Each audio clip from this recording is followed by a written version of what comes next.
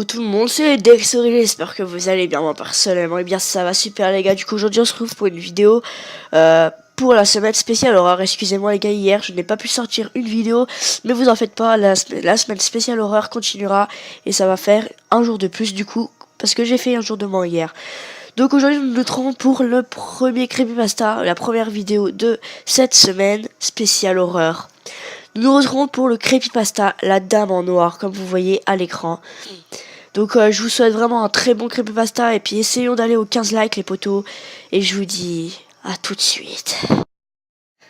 La Dame en Noir. J'ai besoin de te dire, d'exorciser certaines choses qui sont présentes en moi depuis bien trop longtemps. Tu dois savoir. Tout a commencé quand j'avais 12 ans. Je vivais avec mes parents dans une modeste maison de campagne, entourée de quelques autres dans l'est de la France. Je suis fils unique, c'est quelque chose que j'avais toujours bien vécu. Ce jour-là, je jouais dans ma chambre à l'étage, comme à mon habitude, pendant que mes parents étaient en bas dans le salon. C'est là que je l'ai vue pour la première fois. Grande, maigre, le visage émacié, de la peau grisâtre. Elle portait une longue robe noire et un chapeau ancien sur la tête. Ses yeux étaient d'un gris très pâle, presque blanc, qui m'avait figé sur place. Je me rappelle cette sensation de peur extrême qui m'avait tétanisé au point de ne pas être en mesure de crier, ni d'appeler mes parents. Elle était là, à quelques mètres de moi. À l'autre bout de ma chambre, elle ne faisait rien. Elle était juste là, plantée à côté de la porte. Son horrible regard mort portait sur moi, et cette odeur. Je me rappelle comme si c'était hier, c'était la première fois que je la sentais. L'odeur de la mort, de la chair en décomposition. Incapable de bouger, et j'étais resté là, fixant cette chose pendant plusieurs secondes, minutes ou heures. Je n'en sais franchement pas. Elle n'a disparu que lorsque ma mère a ouvert la porte pour me faire descendre à table. Elle s'était inquiétée de me voir si pâle et avait pris ma température. Bien sûr, je n'avais rien. Je venais juste de voir un fantôme pour la première fois de ma vie. La deuxième fois qu'elle m'est apparue, je fêtais mes 13 ans. Tous mes copains étaient là. C'était un anniversaire génial, comme tous les anniversaires de gosses devaient l'être. Gâteaux, bonbons, ballons et cadeaux. On était tous autour de la table devant cet énorme fraisier. Quand quelque chose a attiré mon attention. Un chapeau. Son chapeau. Il était là, posé près du canapé. Je le revois avec tellement de précision, si réelle. Je me suivais figé sur place. Les rires de mes amis se faisaient de plus en plus lointains, faisant place à un bruit sourd des battements de mon cœur. Je le sentais saper fort, si fort qu'il semblait vouloir sortir de ma poitrine. Cet état de torpeur a pris fin quand un ami à ma droite s'est mis à agiter ses mains devant moi pour me réveiller. Le chapeau avait disparu. Plus rien. Il était pourtant bien là. La fête a alors repris son cours, sans aucune autre manifestation bizarre. Enfin, jusqu'au soir. Je venais de me coucher, mes parents étaient en bas devant la télé et je repensais, tout excité, à des nombreux cadeaux. Une Game Boy, un Action Man, un skate, puis je l'ai entendu. C'était à peine perceptible au début d'un chuchotement que je croyais venir de la télé. Puis la voix s'est faite plus forte. Une voix de vieille dame, douce et hésitante qui venait de mon armoire. Joyeux anniversaire, joyeux anniversaire, joyeux anniversaire Mathieu, joyeux anniversaire. La télé bourdonnait toujours en bas, et moi j'étais là, tétanisé dans mon lit, incapable de bouger ou d'appeler mes parents. Je ne pouvais que fixer mon armoire, priant de toutes mes forces pour ce qui s'y trouvait disparaisse à tout jamais. Je n'ai pas dormi de la nuit, bien que rien d'autre ne se soit passé par la suite. La nuit d'après s'était déroulée normalement. La vieille dame ne s'était pas manifestée. Je pensais être débarrassé d'elle, et mettais même ce qui m'était arrivé sur le compte de mon imagination débordante. C'est en tout cas ce dont j'essayais de me convaincre, mais ce jour-là, au lycée, j'ai compris que je l'avais tort. Je venais de terminer le cours de gym avec la classe, et filé au vestiaire récupérer mes affaires. Ne trouvant pas ma reste, je m'y suis éteint un peu plus longtemps, tandis que mes amis avaient déjà rejoint la cour de récréation. Persuadé de l'avoir mise dans mon sac, je l'ai entièrement vidée à sa recherche. Elle n'y était pas. Sûrement un élève un peu farceur. J'ai remballé le tout quand un bruit a attiré mon attention. Un bruit de verrou qui provenait des toilettes. Sur le moment, j'ai pensé que l'élève en question était toujours là à épier ma réaction. Ce n'est que quelques secondes plus tard que j'ai compris que ce n'était pas un élève, une moi mélancolique, à peine imperceptible chantonnait un air triste. On aurait dit une comptine d'enfant, mais ça n'était rien de joyeux. Je ne me souviens plus des paroles maintenant, mais ça parlait d'un enfant qui avait perdu sa poupée.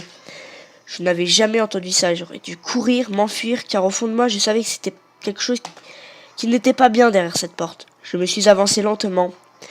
Je n'étais plus qu'à quelques pas de la porte. Je ne voyais rien sous la porte. Pas de jambes, mais je l'entendais. Sa voix de vieille dame, de plus en plus triste, de plus en plus plaintive, jusqu'à ce que maman se pose sur la poignée. Tout s'est arrêté. Tout sauf mon cœur qui tambourinait dans ma poitrine. J'ai enclenché la poignée avec espoir de ne rien y trouver, mais elle était là, plus réelle que jamais. Ses deux yeux vitreux fixés sur moi et son affreux chapeau visé sur sa tête.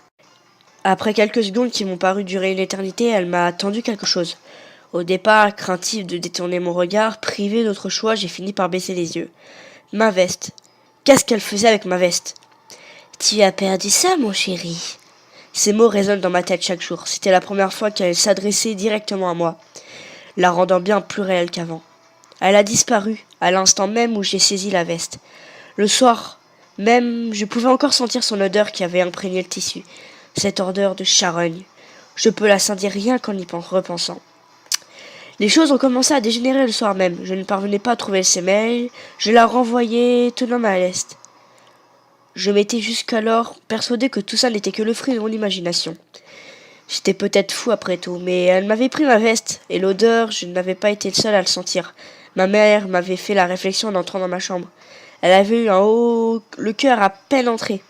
Ne sachant pas quoi lui répondre, quand elle a commandé une explication, j'avais inventé une histoire bidon au sujet d'une bisoutage et c'était passé. Mais ça confirmait le fait que je n'étais pas fou. Elle était bien réelle. Il était 2 heures du matin. Je tournais encore et encore dans mon lit en cherchant le sommeil, quand un bruit dans mon armoire a attiré mon attention. On aurait dit un grattement, comme un animal qui cherchait à s'enfuir. Bien sûr, je savais que ce n'était pas un animal. Je remontais ma couette par réflexe en sachant très bien que c'était totalement inutile. Le grattement était de plus en plus fort, de plus en plus rapide. Il résonnait dans mes oreilles et à m'en rendre fou. Quand tout s'est arrêté, plus de bruit, plus rien. J'ai fixé l'armoire sans cligner des yeux, m'attendant tout le moment à le voir sortir. C'était là qu'un rire grinçant tout près de mon oreille me fait bondir. Elle était là, juste à côté de mon lit. Elle riait, secouant sa tête comme une hystérique. Après quelques secondes, elle s'est arrêtée et m'a fixé. Elle ne souriait pas. Ses yeux blancs me transperçaient. Je ne sais pas si c'était le fait de la voir de nuit, mais elle avait l'air beaucoup plus menaçante, beaucoup plus hostile. Elle a plissé les yeux et prononcé des mots qui me glacèrent le sang. « Il est temps de me rejoindre, Mathieu, mamie a besoin de toi. » Elle n'avait plus rien qu'une vieille dame. Je ne voyais que le mal en elle. Sans pour autant pouvoir l'expliquer, sa peau semblait partir en lambeaux. Sa bouche se tordait et un rictus abominable, et ses yeux paraissaient se creuser un peu plus chaque seconde. J'espérais que mes parents l'entendent. J'ai prié pour qu'ils débarquent et la voient. Mais tout semblait figé, je n'entendais rien de l'extérieur, et je me doutais qu'ils n'entendaient rien non plus. Je me contentais de la fixer, sentant les larmes couler sur mes joues. Mes membres ne répondirent plus, j'étais paralysé par la peur. Soudain, en un hurlement strident, elle s'est jetée sur moi, me griffant de ses doigts décharnés avant de disparaître. Je me suis écroulé sur mon lit, pleurant comme jamais. Je venais de vivre la vie la plus traumatisante de ma vie. Le lendemain, les griffures n'avaient pas disparu. Mes bras étaient rouges et boursouflés par les lacérations. N'ayant pas d'autre choix, j'en ai parlé à mes parents. Je m'attendais à finir à l'hôpital psychiatrique, et dans le fond, je l'espérais même un peu. Mais ma mère s'est écroulée sur le sol en pleurant. Mon père et moi la regardions, totalement démunis. Elle m'a alors expliqué que depuis ses 6 ans, son arrière-grand-mère, une vieille femme profondément méchante, s'était acharnée sur elle jusqu'à ses 12 ans, jour de son décès. À chaque visite, chaque réunion de famille, elle la tyrannisait et elle prenait plaisir à la faire souffrir, la giflant ou lui tirant violemment les cheveux quand personne ne le regardait, griffant et mordant ses bras le soir en lui disant bonne nuit. Ses parents ne l'avaient jamais cru. Peu avant son décès, sur son lit de mort, elle avait été forcée de lui dire adieu. Elle l'avait regardé droit dans les yeux dans un dernier effort, lui jurant de continuer même après sa mort. Ma mère m'a expliqué que cette haine venait du fait que, d'après elle, toute la famille s'était détourné d'elle après sa naissance. Il s'était en réalité détourné parce qu'il l'a soupçonnée de pratiquer la magie noire. Elle l'avait appris par sa grand-mère. Le jour même de son décès, cette dernière s'excusant de n'avoir rien fait pour la protéger par peur.